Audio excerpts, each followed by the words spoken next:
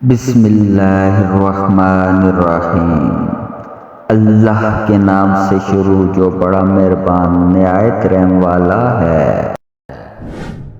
حضرت عمر بن عبدالعزیز نے فرمایا، جب تجھے چپ رہنے کی خواہش ہو اس وقت بول، اور جب تجھے گفتگو کرنے کی خواہش ہو اس وقت چپ رہ۔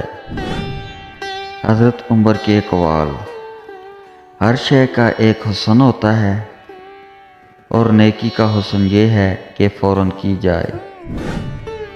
حضرت عمر فاروق رضی اللہ تعالیٰ عنہ نے فرمایا، جس نے رب کے لیے جھکنا سیکھ لیا وہی علم والا ہے، کیونکہ علم کی پہچان عاجزی ہے اور جاہل کی پہچان تکبر۔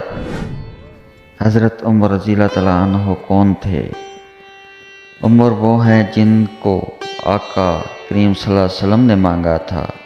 وہ عمر جنہوں نے 22 لاکھ مربع میل پر اسلام کا جھنڈا لہرایا تھا۔ وہ عمر جن کے لیے آقا کریم صلی اللہ علیہ وسلم نے فرمایا کہ اگر میرے بعد کوئی نبی ہوتے تو وہ عمر ہوتے۔ وہ عمر جن کو شیطان دیکھ کر راستہ بدل لیتا تھا۔ وہ عمر جن کی بہادری پر یہودی یہ کہنے پر مجبور ہو گئے کہ اگر عمر 10 برس اور حکومت کرتے تو پوری دنیا میں نبی کریم صلی اللہ علیہ وسلم کا حکم نافذ کر دوا دیتے۔